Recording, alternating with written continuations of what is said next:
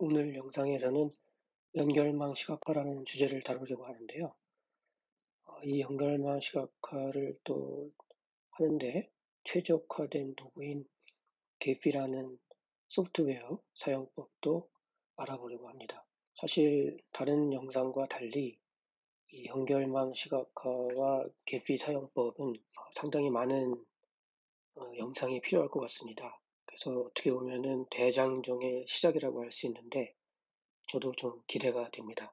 여러분들도 연결망 시각화에 관심이 있다면 관심을 가져주시고 쭉 지켜봐 주시기 바랍니다. 자, 먼저 연결망 시각화를 아시는 분도 있으시겠지만 또 되게 생소하게 느끼시는 분도 있을 것 같아요. 그러면 연결망이라는 건 무엇일까요? 그 사회과학 분야에서 많이 쓰는 기법인데요. 그래서 이것을 특히 영어로는 Social Network 어널리시스라고 합니다. 즉 사회 네트워크 분석이라고 할까요? 사회 연결망 분석, 우리말로는 그렇게 얘기하는데 흔히 우리가 SNS라는 말을 많이 쓰죠. 페이스북이나 트위터, 인스타그램, 카카오톡 이런 것을 우리가 흔히 SNS라고 하는데 SNS의 약자가 소셜 네트워크 서비스잖아요. 바로 그것이 소셜 네트워크인 거죠. 사회 연결망.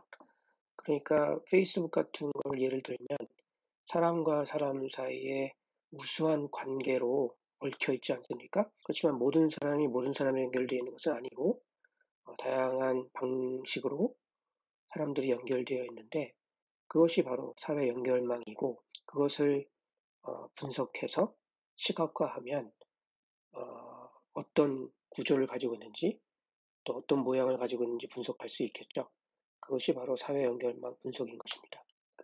구글에서 소셜 네트워크 어널리시스라고 이렇게 검색을 해보면 특히 이미지를 보면 쉽게 이해할 수 있을 것 같은데요. 바로 이러한 이미지들이 바로 이 분석 기법을 활용해서 그 결과물을 시각화한 것입니다. 자, 이것만 봐도 대충 감은 올 것 같아요. 그래서 어, 이렇게 점들이 있고요. 점들이 있고 그 점과 점 사이가 선으로 연결되어 있는 것을 볼 수가 있습니다. 이것을 우리가 페이스북 같은 SNS 서비스를 상상해 보면 이 개별 점들이 다 사람일 테고요. 서로 연결된 팔로우 관계로 연결되어 있는 것이 이런 선으로 표시되어 있다고 하면 되겠죠. 바로 그것이 사회 연결망 분석이 되겠습니다. 물론 이것은 반드시 사람과 사람 사이의 관계만 가능한 것은 아닙니다. 물건에도 가능하고요. 또 심지어는 단어와 단어 사이, 텍스트 분석의 경우에는요. 개체들로 이루어진 어떤 거대한 조직 그런 것을 그것이 무엇이든 그것이 생물학적인 체계든 또는 사회 조직이든 또는 텍스트든 그 개체들로 이루어진 것들 사이의 관계를 파악하고 싶을 때 이 사회 연결망 분석 기법을 통해서 분석할 수가 있는 것이죠. 이런 사회 연결망 분석을 가장 쉽게 우리가 이해할 수 있는 것이 바로 저는 지하철 노선도라고 생각합니다. 지하철 노선도를 한번 보면 바로 쉽게 이해할 수가 있습니다. 우리가 흔히 보는 그런 지하철 노선도이죠. 자, 이걸 보면은 아까 말씀드린 대로 사람과 사람 사이도 가능하지만 이렇게 역과 역 사이의 관계도 연결망으로 시각화할 수가 있는 것이죠. 물론 이것은 지하철 노선을 보여주기 위해서 시각화한 것이지만 이것을 충분히 사회 연결망으로 우리가 이해할 수가 있습니다. 자, 이것을 보면 우리는 사회 연결망이라는 것을 정확히 모른다 하더라도 즉각적으로 아니면 직관적으로 이것을 이해할 수가 있죠. 그죠? 이것이 전체적인 수도권의 지하철 연결 구조라는 것은 당연히 알 수가 있고요. 또 어떤 역이 상대적으로 중요하고 또 어떤 역이 덜 중요한지 또 내가 목적지까지 가기 위해서는 어느 경로를 따라가야 가장 빨리 갈 수 있는지, 또 그 역을 가기 위해서는 몇 개의 역을 지나야 되는지, 이런 모든 것들이 이 그림 하나로 바로 해결이 되는 겁니다. 지금 제가 말씀드린 그 모든 것이 바로 사회 연결망 분석에서 되게 중요한 개념들인 겁니다. 무엇이 중요한지, 어디가 제일 가까운지, 몇 번을 건너가야 되는지, 그런 것들이죠. 그러면 이런 것을 설명할 때 가장 핵심적인 개념이 있는데, 물론 여러 가지 개념들이 앞으로 나오겠지만, 어, 핵심 중에 핵심, 기초 중에 기초인 개념이 있습니다. 이것을 반드시 알아야 되는데요. 근데 이해하기는 쉽습니다. 바로 노드와 엣지라는 개념입니다. 여기 아주 좋은 이미지가 있네요. 자, 이것을 보면 바로 이해할 수가 있습니다. 아까 보여드렸던 예를 기억하시면 바로 이런 하나하나의 개체들이 바로 이렇게 동그라미로 표시가 되어 있고요. 그것이 노드라는 이름을 가지게 됩니다. 그리고 그런 개체와 개체 사이, 노드와 노드 사이를 연결하는 선, 둘 사이에 어떤 관계가 있다면 그것을 이렇게 선으로 연결할 수가 있을 텐데, 그것을 우리는 엣지라고 하는 것입니다. 그래서 사회 연결망 시각화는 기본적으로 노드와 엣지로 구성되어 있습니다. 페이스북 같은 그런 소셜 미디어의 경우는 사람이 노드가 되고 팔로우 관계가 엣지가 되겠죠.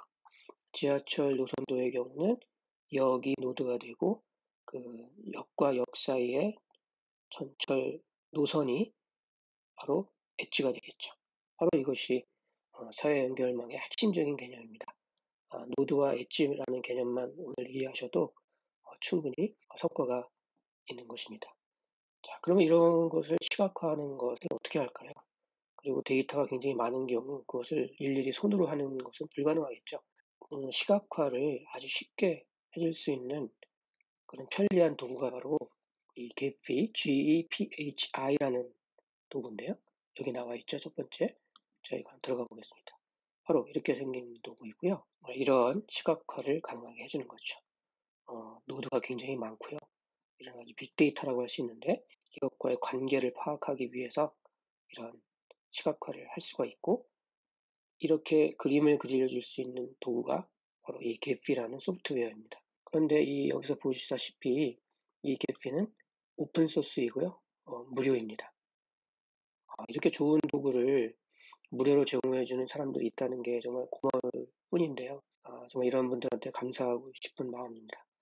그래서 이 디지털 세계의 이 오픈소스 문화는 참 우리가 본받을 만한 좋은 문화인데요. 이런 오픈소스 문화 때문에 지금 디지털 기술이 이렇게 빨리 발전할 수 있었던 또 중요한 원인 중에 하나이기도 하죠.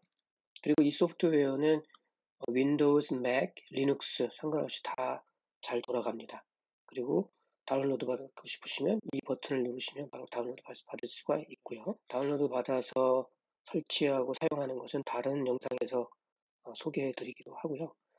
자, 계필까지 소개해 드렸으니까 구체적인 한번 사례를 보여드리고 싶어요. 물론 전문가들이 하는 사례는 무수히 많고 훌륭하지만 지금 우리가 쉽게 접할 수 있는, 또 실감할 수 있는 그런 사례를 보여드리고 싶습니다. 자, 이거는 학생이 소설책을 읽고 그것을 계피라는 이 도구를 활용해서 시각화한 그 사례입니다. 이 소설이 각 장마다 서술자가 있고 그 안에서 많은 사람들을 언급을 하겠죠. 그래서 이 친구는 정말 정성스럽게도 인물이 언급될 때마다 그 수진이라는 챕터에서 언급되는 인물들을 다 이렇게 엑셀에, 스프레드시트에 데이터를 다 모은 것입니다. 이것을 다 모아서 그것을 개피라는 도구로 시각화한 결과가 바로 이것입니다. 그러니까 소설 한 권이 이 사회 연결망 시각화라는 이 이미지로 바뀐 것 같은 그런 느낌을 받습니다. 그래서 소설 분석에서도 사용될 수가 있는 것이고요. 여러분들이 이 이미지를 보면 누가 주인공인지 바로 아시겠죠? 재영이라는 사람을 중심으로 이런 윤주, 동해, 남철, 링고, 스타 이런 한 인물군이 형성되어 있다는 걸 알 수가 있고요. 또 다른 구석에는 수진이라는 인물 속에 여러 인물들이 같이 따라오고 있다는 걸 알 수가 있고요. 자, 이렇게 소설 한 권이 가지고 있는 인물들 사이의 관계 구조 이런 것이 한눈에 파악이 되는 놀라운 결과를 볼 수가 있습니다. 이런 결과를 보면 여러분들도 자기만의 데이터로 이런 멋진 시각화를 해보고 싶지 않습니까? 그것은 차차 계피를 배우면서 시도해 보기로 하고요. 오늘은 이 정도까지 하면 기본적인 개념들, 사회 연결망 분석이 무엇인지, 노드와 엣지가 무엇인지, 그것을 시각화할 수 있는 도구로 계피라는 도구가 있다는 것, 이런 것들을 알게 됐습니다. 그러면 다음 영상에서 보다 구체적으로 계피 사용법에 대해서 설명드리도록 하겠습니다. 감사합니다.